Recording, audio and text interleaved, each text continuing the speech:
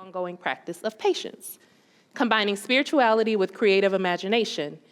In stillness, sitting, sewing, she found herself able to listen more fully to the divine voice speaking, making God visible in the work. Baba was patient, but she was not quiet. Creating beauty, she found a way to speak, a way that moved beyond words. How many of you have heard quilt making talked about like that before today? Only a handful, right? And so this is why I think texts like these are so important and deeply necessary, because it encourages us to consider things a bit differently, especially when the work is produced by people, or in this particular, by women who, when you think about social status and hierarchy, may not have been offered the same amount of consideration in the past. She helps us to think about this work in new and contemporary ways. And part of why I wanted to share this is because when I read these texts, I think about women like Ms. Hystercine Rankin, whose work I've become very familiar with in my own research as it relates to this show and even in some prior research. But I think her practice and her life really embodies those words. And it's just such a cute picture. You'll see it in the show, so you should come. But just a bit about Ms. Rankin. She was born in Jefferson County, Mississippi. She learned how to quilt at 12, so she quilted for nearly 68 years. She was a part of Mississippi Cultural Crossroads and was a master quilter for Cultural Crossroads. She won the National Heritage Fellowship awarded by the NEA in 1997. She also received the NEA National Visual Arts Fellowship and has had work featured in the American Folk Art Museum, in the MMA Mississippi Museum of Art, here at the Department of Archives, and other institutions such as the San Jose Museum of Quilts and Textiles. Now, these themes and how they connect. So one of the things I'd like you to sort of sit with are these 4 themes, and they'll be repeated throughout, so you'll see them again. But in the exhibit of Salt and Spirit, there were a few things that came up for me that pertain to how I think about quilts, how I think about Black quilt making, and things that are sort of, to me, these commonalities that exist when I think about my own research and engagement. And they are homecoming, bound by love, aesthetics of place, and the gathering. And Robin, the exhibition designer, is here. You see they're out of order. So we're going a little different, but in the show, you'll see them organized a bit differently. But just to give you a little context, for homecoming, in the show, and even today, I talk about the South as a base for Black folk life, and in particular through quilts. I really think about Southern states as a rhizome. So if you think about a web, or even how the brain works in these synapses, as somebody from Louisiana, I feel very passionately about home, and I see my home place as a nexus for so many important practices that folks carried throughout their lives, whether we left for school, whether you had ancestors that left for the Great Migration. The things that we learned from home, or for instance, if you're like me, your parents told you, don't forget where you came from, those sorts of things carried throughout not just our lives and our existence, but also in the places that we migrated to. I view quilters as archivists of everyday life, and when words were insufficient or not able to be captured in previous contexts, quilts were a way for us to tell those stories. So homecoming really talks about the South as a birthplace for so many things. Bound by Love positions quilting as an intergenerational tradition. So for many of us, if you learn quilting or if you know someone who quilted, they didn't go to school and get a bachelor's degree in quilting. They learned from their mom, their aunt, right, their grandmother. I talk about these women as some of the earliest art educators in our lives. And there's an exchange of a visual language that happens that allows us to preserve our legacies while also asserting our own unique aesthetic. Ms. Rankin had her own for sure, and even the quilt behind her in this photo speaks to that. You see those triangles and squares and that sunburst pattern. We'll talk about that in a moment. But she created from her grandmother's teaching her own approach. Aesthetics of place is something that I feel really passionately about for those who are really well-versed in quilt history or who think about different styles. Many of you might have heard of improvisation. And for me, one of the things that I like to counter or challenge a little bit is this notion of improvisation as the sort of key indicator of an African-American quilt. There is no one style. There is so much depth and breadth in what we make and how we make. And for me, it's important for people to see when you see a quilt that might not have a pattern or it feels a little more haphazard, it's still shaped by decisions and a certain type of observation and planning that went into putting those things together. And unfortunately, in many cases, especially for a lot of Black women elders who were from the rural South, it was easy to oversimplify how folks spoke about their work because of their position and treatment in larger society. So through this work, I want folks to really think about how it is that quilts have perhaps gotten a sort of reductive treatment in how they're discussed and how we can continue to elevate that, just as we saw in the previous slide with Bell Hooks' work. And then lastly, the gathering. My notion of gathering is, to me, it's one of the most beloved elements of quilt making. I don't know about y'all. I love solo work, but it's something about being at a table with others and sharing that space and breaking bread and making together. That's something that really dates back to the origins of this country and even span across time, space, and race. Cooperative quilt making is also part of a lineage of civic engagement and mutual aid. So you might have heard of groups like the Freedom Quilting Bee, or even locally, we have Cultural Crossroads, we have Tutwiler Quilters. All of these groups are part of this lineage that allow for self-determination and, for many people, even financial freedom through quilt making. And I also will talk a little bit about how working collaboratively can sometimes be healing and can yield really beautiful results. So I'll talk a bit about Ms. Rankin's work, her impact, and this will be the sort of lens that we'll assess those things through. Oh, so sorry. So starting with homecoming, I couldn't be at the Department of History and Archives without talking about, or Archives and History, sorry, without talking a little bit about history. And this picture, which you'll also see in this slide, tells a little bit of a story about, even before quilting boomed, sort of how we got here. It tells a story of materiality.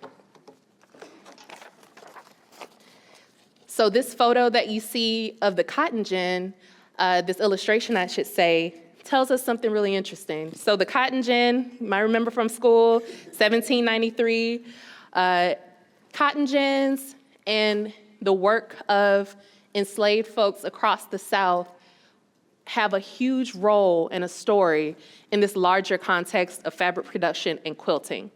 I always say you can't talk about quilting and you can't tell the story of quilting without talking about the hands that fed into the labor that made it possible. So if we look at the federal census, there were almost 70,000 enslaved persons across the South at a few years before the cotton gin was invented. By 1810, so if you think 1793, by 1810, shortly thereafter, there were 1.2 million. That's a 70% increase. Production in Mississippi alone exploded, as in other states. So around the 1800s, the amount of cotton exported wasn't even at about 1 million pounds. By 1859, 535.1 million pounds. So in some ways, just as the West had a gold rush, the cotton created its own sort of gold rush in the South, where not only did folks venture into the area to invest in cotton production, but that also required labor to back that up, right? And so once the gin was invented, that allowed for an expediting of inexpensive fabric. By the 1830s, cotton fabric was abundant. And then by the 1860s, we had sewing machines for domestic use that grew. And so one of the things that I realized when I started doing quilt research, especially in the South, is that when we talk about the antebellum South, very often the mistress of the plantation was discussed as a dutiful quilt maker. She was a lady of the house. You had to learn all of these things that were associated with domesticity. But she often, because of the scale of quilts, and if y'all think about, production for an entire home, one person can't do that alone. So she had help. But unfortunately, those women were often not spoken of, or their work was reduced. But as you see in that photo on the right towards the top, there were women who were enslaved on plantations who were masterful weavers, who not only before they had the ability to work on machines, had to do all of this labor and work by hand. So it makes me really curious to think about the stories that we don't know and the stories that aren't told when we talk about not only quilting as an antebellum practice, but also quilting in the South and how it grew and evolved when you had entire scores of women who were not only a part of the major production of raw material, but also constructed cloth for use that required quite a bit of work. And so I frame this under homecoming because for me, it isn't just a matter of saying quilts are this innately Southern thing. It's about telling the story of what allowed quilting to grow in the way that it did. The second section, Bound by Love, here's a photo of Ms. Rankin working with some young folks. She was a masterful teacher, from what I heard, a wonderful teacher.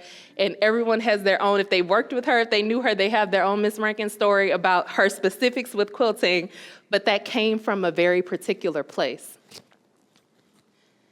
This is a quilt from 1989 called Dream Quilt. It's in the San Jose Museum of Quilting Textiles collection.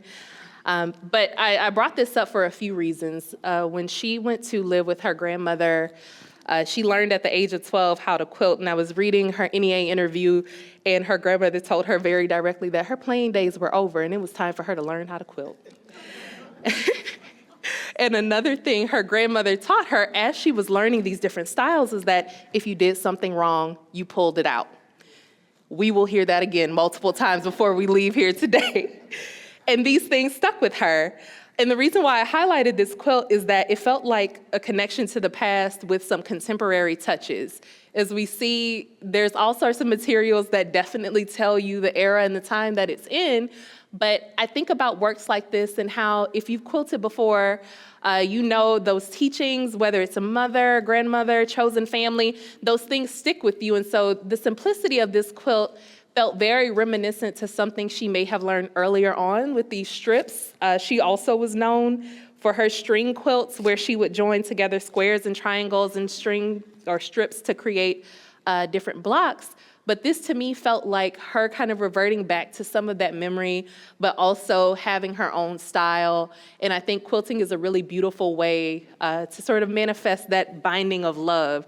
You have the teachings and the things that we receive from those that care about us, and we take those things and apply them to not only create our own style, but to also show them that indeed we did not forget where we came from and the things that were taught to us. Checking, doing great on time, okay. Aesthetics of place. When I think about this work, it really makes me, what's the word I'm looking for? When I think about place and I think about quilts and how they represent place and the aesthetics that come with that, I sit and I really reflect on, what's a Southern aesthetic? Do we have a Southern aesthetic? How is that manifested?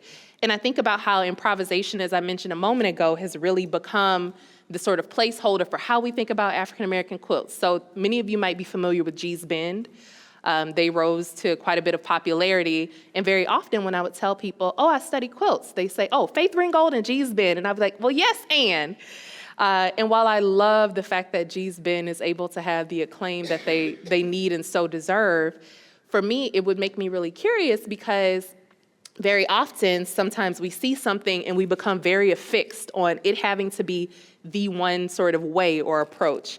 And so for me, aesthetics of place means, actually sitting and caring enough to ask and then seeing what you find out versus making broader assumptions.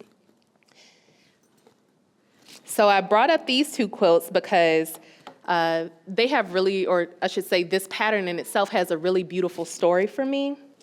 And I'm looking at Mr. Dave. I pulled from your Mississippi Folklife article, so thank you for that. It's something to me that represents not only keen observation, but also tells you, if you listen and interpret, you'll find multiple ways to interpret and to view work. And so for me, very often when I talk to Black quilt makers, a lot of work has been misrepresented because folks simply didn't care enough to ask, or actually to say, okay, what got you to this place? There was a lot of presumption and assumption about the work.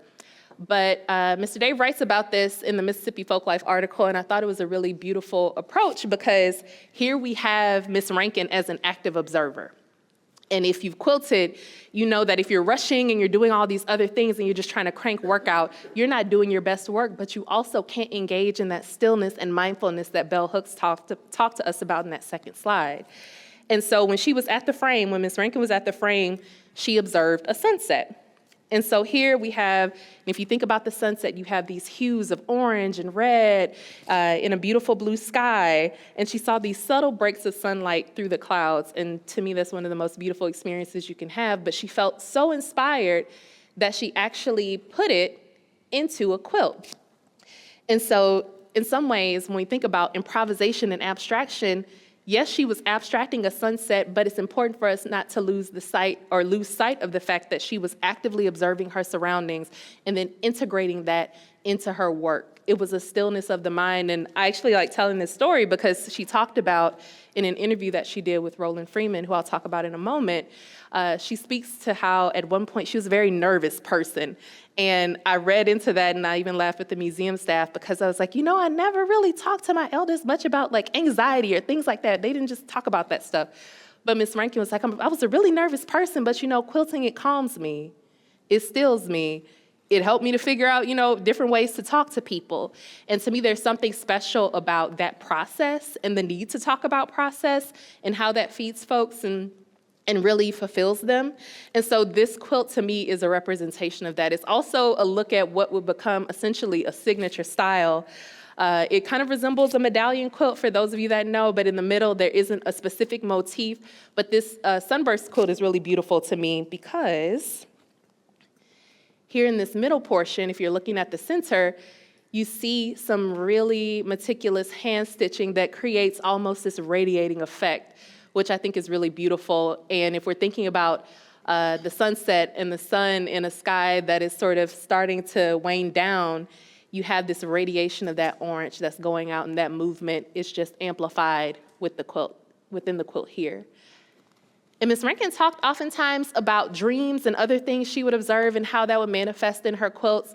And for me, I think it's important that we think about that work as an example of how perhaps if we look at quilts of the past that we have in our collections or in our homes, how might we tell a different story based on either what we knew about those folks or what we know about quilting and quilt making in general.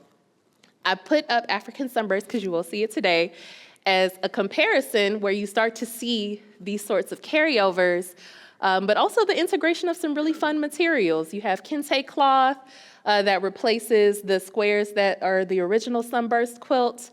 We have some really beautiful colors that radiate out, but to me it shows how, you start with one aesthetic and how you can play on different things, and just it shows her experimental side and her eye, which I think is really beautiful. And Sunburst will also come up again as something that she too taught to others. Next up is The Gathering. So this photo is on the side of the Mississippi Cultural Crossroads building. It's a beautiful space. I've had the pleasure of being there, of meeting with the Crosbys. And it's a place that Miss Rankin knew well.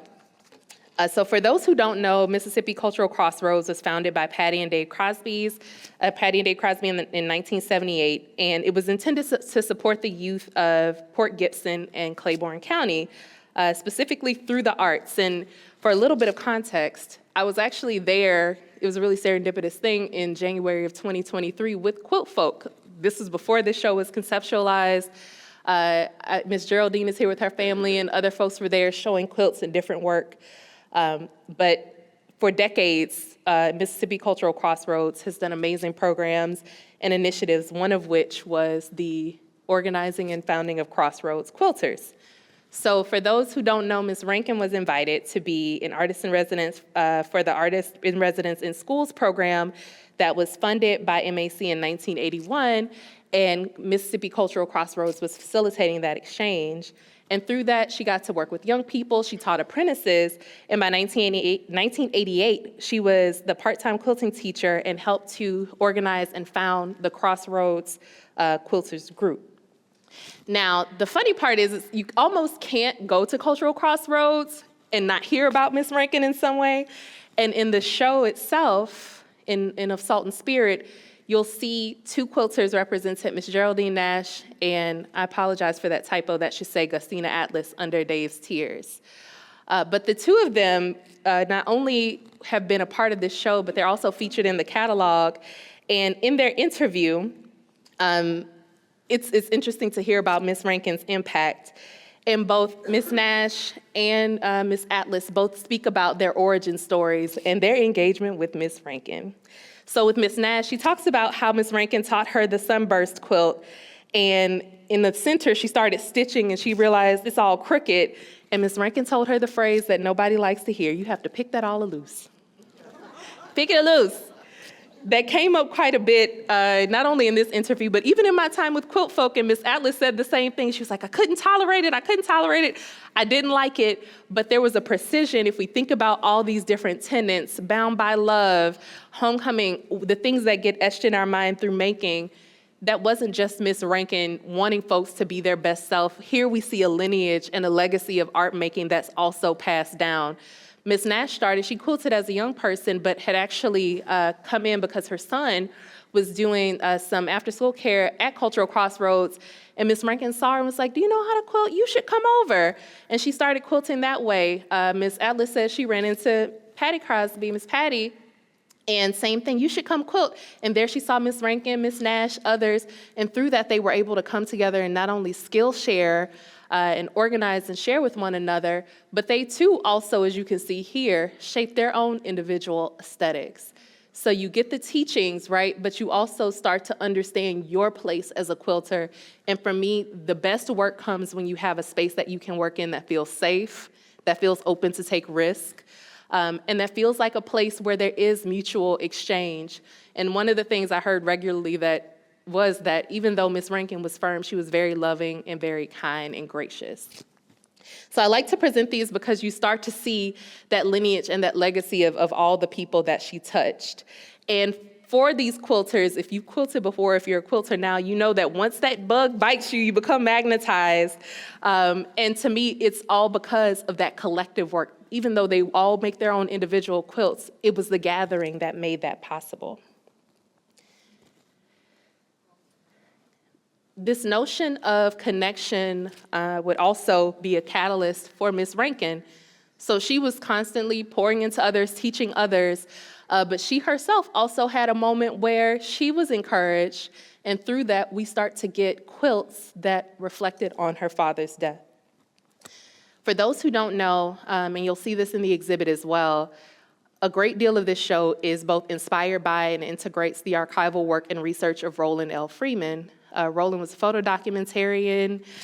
He was an amazing folklife organizer and activist. He worked for the Mississippi Folklife Project as a co-director for a great deal of time. And he spent a lot of time in Mississippi and had grown close to several quilters and would frequent Cultural Crossroads. But one of the quilters was Miss Rankin. And so in addition to that, for those who don't know, Miss Rankin's father was murdered at 33 years old in 1939. It was a racially driven murder. He was murdered with no explanation, and she heard 4 shots fired. And she thought someone was hunting, but it comes to find out that the 4 shots that she heard were actually ones that impacted her father. Someone came to the house, and they told her mother, if you want Denver was her father, he's down the road. And for 3 hours, they waited. If you look here, you can see him in the middle. For 3 hours, they waited, and he was in the center of the road. And justice was never served. In Freeman's book, A Communion of the Spirits, he talks to Ms. Rankin quite a bit about this work. And one of the things that they discuss is how Roland was one of the folks who encouraged her to make a quilt about her father's death. The story was something that folks were a bit familiar with, but at the time she hadn't made anything related to it. And so this sort of catalyzed her to start putting it onto cloth. And we'll talk about the works a little bit, but I wanted to read an excerpt from this book because I thought it was really special, and to me it signifies not only the power of the collective and sort of care and collective support, but also the power of quilts as a mode of healing. So in the text, she says, "To me, it was a joy, knowing after all these years, something I had kept inside of me, I mean, just how hurting that feeling was, it was now coming out in the open. That man robbed me of my daddy. The joy was doing that quilt." She later discusses in the book her father coming to her in a dream and her feeling as though a burden was lifted. And to me, this shows the realities of quilts being a soft place for hard topics. I'm often really inspired by quilters who tackle social justice issues in quilts because I feel like it's easier for folks to engage with. But for me, it's about the necessity of truth-telling and telling full, comprehensive histories, even if we want to forget them, because the implications are very real and felt by those who are most impacted, as we see here. She made these much later in life, but as a small child, to go through something so painful is something that just sits with you for the rest of your life. And so when you go into the archives and you look, you'll see, and these are really substantial, and I got to see them for the first time in person today, and very large and just gorgeous. But Ms. Rankin actually hand embroiders reflections and stories, and here you see the story of her father's murder, and him in the middle of the road, the forest here, and in that bottom portion you see the children he left behind and their ages. And it's all captured in this sort of signature sunburst pattern, but it's divided up by these panels. And After My Father's Funeral tells another story about what it meant to start a new life. And here we see her really sort of blending a medallion style, so that center motif with a log cabin, which is one of my favorites. But here you see this transition, so again, going to this notion of aesthetics and how it is that people intentionally use color and placement to convey feeling.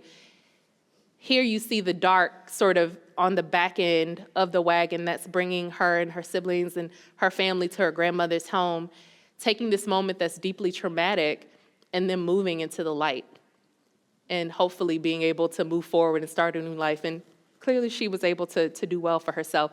But I just wanted to highlight that as a very intentional use of color and placement. So it's my hope that as you go and you view the quilts today, and hopefully if you can come to the show at the MMA, you'll take these sort of themes that I've applied to the sections and also to this presentation to maybe think a bit differently about how you assess and analyze quilts in the future, and think about the depth and the intention that's placed into them. So yes, they can be beautiful. Yes, they can feel soft. Yes, we want to touch them. I know I want to touch them sometimes. But also, I hope that you consider how it is that we can tell more comprehensive and critical stories through quilting, and how we can just generally be more curious. And the last thing I'll share before we wrap up and open for questions is a little bit of a plug for the remainder of this week. If you're a member of the Mississippi Museum of Art, there is a members opening. I'll be giving a different talk that evening. It's at 5:30. The members reception is immediately after. And then on November 16th, we have a public opening, and I'm really excited that we have a panel discussion with Ms. Amerchi Frazier, who will be the artist in residence at the MMA, Mr. Worth Long, who is an amazing folklorist and also worked closely with Roland and myself. And then we'll also have public events including tours, other demonstrations, and performances before the Folklife Festival kicks off. So thank you for your time.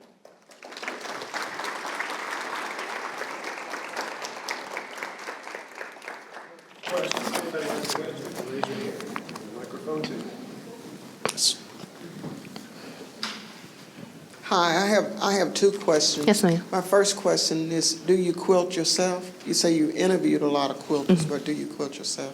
I do. Okay. I do. Okay, and my second question was about Miss Rankin. Was all of her quilting hand quilting, or did she do some with sewing machines? The quilts that I've encountered and all the ones I've seen were hand quilted. Yep.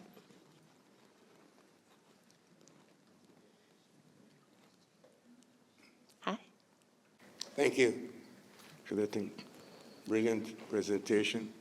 I was just wondering, because I think I heard you mention about in the 1790s, the cotton gin. Mm-hmm. And sometime after that, I take it that quilting started. I'm just wondering if there was quilting during the time of slavery. Yes. Slaves had time to quilt, because I know that from sun up to sundown, they're busy working. Mm-hmm. So they still had time to engage, because this quilting, like I said, is a timely thing. It takes up a lot of time. Mm-hmm. slaves had time to engage in this quilting during the time of slavery? Yeah, that's a great question. Thank you. And the short answer is yes. And interestingly enough, for those who might not have seen it, I recommend you go and look. The Library of Congress online has some really beautiful records and archives. One of the things they did was the Federal Writers Project went and interviewed several individuals who were formerly enslaved. And one of the things I've done, because of course, is that I'll sit and I've gone through the transcripts and I type in different code words. And so quilts and quilting is something that I've looked up in those oral histories. And when you start to read through these interviews, people tell you about plantation life. Sunday was often a day where folks had quiltings where it was absolutely a communal effort. So very often we think about making quilts as an individual thing, but oftentimes the women would get together, they would go from place to place, and for many people I would see in different accounts that they could finish up to 12 quilts in one night because you have multiple people. Okay, this person goes to this corner, this person focuses on that thing, this person focuses on this thing, because they knew they needed to get things done. Also, I know we oftentimes perhaps don't think about age and enslavement. Very often we think about youth and sort of vitality and the folks who could do more hard labor. But there were folks who were absolutely still elders at that time, and handwork and needlework was one of the ways that they were able to still contribute if they were not able to do labor. And then for many places, when the weather got cold and in wintertime, when the crops either lessened or you just had a different relationship to the land because things weren't growing in the same way, winter was a time where quilting would increase. So the output would increase around that time too, purposely because folks needed warmth, but also working the land and agriculture was a bit different.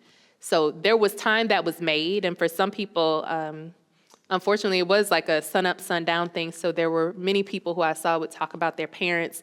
Their mothers might come in from being in the field, and they would light a candle, get everybody situated. And there were young women who would work alongside their mothers by candlelight, quilting into the evening, and then, would wake up and start all over. So quilting had its own sort of place and ritual during that time. And that was something that, it was still quite a bit of work, but it was something that was done collectively and by yourself. Thank you. I have heard stories that during slavery, that messages were in quilts were used to inform people about escape, plans for escape. Have you found any evidence of that? So I was wondering, I was like, this may come up today. I had a feeling that it would. And I'm glad we're talking about it now, because I was like, I see some people smiling because they know it's a very divided topic. And I was like, I don't want to get ran away at the stake. But I will say this, the way that I frame it is there's a book, Hidden in Plain Sight. It's called Hidden in Plain Sight, and a lot of folks reference that book, and that was sort of the kickoff or the catalyst for us talking about symbols in quilts. What I will say is that I will never say that it was an impossibility. The researcher in me is like, I would love if there would be any way that I could come up with more than just that one source. As a researcher, I don't lean on just one thing. I like to have multiple points of reference. And so while this came from a woman who was sharing an oral history, so much is lost, right, as it relates to African-American history and culture, because those things were either transmitted orally or those records weren't kept. So I'll never be one to say, no, that never happened. I will say there is limited support, or there are limited resources that can point us in that direction outside of that one book. That is a beautiful book. And so that's sort of my response to it. I know it's not a comprehensive answer, but that's how I like to approach it, because I'll never fully deny it, because I know that there are multitudes of ways that folks use brilliance to organize, especially around enslavement and liberation. So thank you for that question, because it's something that comes up quite a bit. Thank you. It's difficult to talk about Harriet Tubman. Oh, wait. Thank you for your presentation. Thank you. But it's difficult to talk about Harriet Tubman without mentioning the quilts and how she relied upon the quilts along the fences and the trees to direct enslaved people to where they must go, when and how, and when she's going to show up, singing her songs. And I recall that when I first heard of quilting, I think the pattern was called the flying geese. Yes. And I recall reading where the quilt would be hanging on the fence this way to suggest going that way. And the same quilt would be turned on a different occasion to give them different directions. Yeah. And I also remember once seeing a live demonstration of some Nairobians, I believe, doing their kente weaving, and how the direction of the loom was supposed to suggest something equally significant, sort of like quilting. And my great-grandmother was a quilter and a midwife, Yeah. and she would often tell stories about how she would quilt while waiting for the labor to progress in a certain way for her patient. Yeah. Yes, ma'am. I loved hearing those stories. I'm not Yeah. that good, but I have tried to quilt before. Yeah. And of course, the first one that they teach you is the 9-block. Yes. And then you get fancy with the 9-block. Yeah, thank you. Thank you for raising some beautiful points, too. One of the things, we didn't have time today, but in a lot of my research and records, there were quite a bit of midwives that quilted and created quilts while they were working, or oftentimes for the baby, so there was a lot of synergy with that. And kind of to your point with that, right? So if you know the story of Harriet Tubman, you hear there's so many different elements that I think are really amazing. You have the study of the stars, right? You have astrocartography, all these things that for us, in this era of like proof and research and the archive and the written word, these were things that might sound, far-fetched for someone else, but to me could absolutely be a possibility, and I lean into. And so that's part of the reason why I don't say, no, that didn't happen. All I say is, like, there's one source that presents that. It's my hope that perhaps there are ways that we can find additional information, but I'm never going to omit it, because the ways that our communities survive involve tactics and strategies that, may not be written down, but we know and we hold in us, and we pass it down that way. I was wondering if you could tell us a little bit more about Of Salt and Spirit. I'm curious about the title. Yes. And then also, how many quilts work is represented, and what is the sort of generational range? Like, you talked Yeah. about some of the older ones and then younger. Yes, that's a great question. Thank you. So Of Salt and Spirit actually is derived, it was my goal to try to keep this as Southern as possible, unapologetically. So the title is actually derived from a poem by Ashley M. Jones, and it's titled, I Can't Talk About the South Without Talking About Black Women. And for those who don't know Ashley, she's actually the Poet Laureate of Alabama right now. It has really beautiful work, but I heard her recite the poem some time ago, and as we were preparing, came back to it, and actually in the galleries, we have it printed so you'll see it. Towards the latter part of the poem, in one of the stanzas, she starts to talk about grandmothers and matriarchs. And one of those stanzas, the line says, of salt and spirit. And it just really, to me, captured both the love and also the grit and resilience of these women. I was like, that's it, that's the title. And it felt really beautiful to also have that synergy with Ashley, with her being a poet, with her being from the region. The quilts themselves, there are over 50, which is still so hard to pick. Many of them, it starts in Mississippi. So for those that don't know, the show has a huge representation from Mississippi because the MMA has been collecting quilts for some time by African-American quilt makers. And then because of Roland's research and travels, he spent quite a bit of time in Mississippi as well, so you just have a higher representation. But I wanted to show the range that exists in the area as a whole. So in addition to that, we have photos that are framed, other ephemera that covers Mississippi, Texas, Louisiana, both Carolinas, Tennessee, Georgia. So I tried my best to sort of have some vignettes from each place.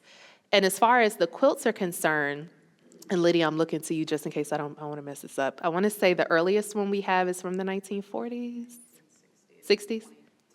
Yes, 1960s to 2010. But the beautiful part of that is that the quilters themselves, the generations and the ages range across the gamut. So many of them, unfortunately, are no longer with us because by the time Roland interviewed them, they were octogenarians. But for some, I encourage you to look closely at birth dates because we have some that were born in the late 1800s. And some of the quilters are thankfully still with us and will be there. So we have some that are still living and very active, including Miss Gustina and Miss Geraldine as well. So we're really proud of that.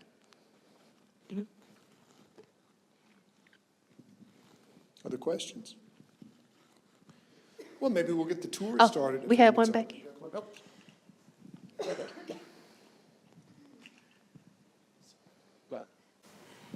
This has to do with the point that you made several times, like you mentioned, about if it's not done right or perfectly, rip it out, start over. When I was in my mid-20s, my grandmother gave me a quilt that she and her sisters had worked on, pulled it down in the, middle of the big room, and they all sat around and did that. And it's a block, it's different blocks in there, and I have no idea what the pattern is. But one of the blocks is totally messed up. It kind of looks like a little windmill, but this one, none of the parts are touching. And I was making a joke, just saying to her, okay, so which one of y'all messed this one up? And her reply was, only God makes things perfect. I didn't know if you'd ever heard that. Yeah. That they would mess up something in each quilt on purpose because only God makes something perfect. Oh, that's a great point. And one of the things I will say about this is that with Miss Rankin, to me, when I hear about those stories about picking things loose, it was less about making people perfectionists and more so making sure you had the solid foundation and you had a foundation to build off of that would allow you to then have work that carries through. Because many of you know, if you quilt, as much as I try to get away from sloppy stitches, if things aren't where they need to be, then anything can unravel, anything can happen.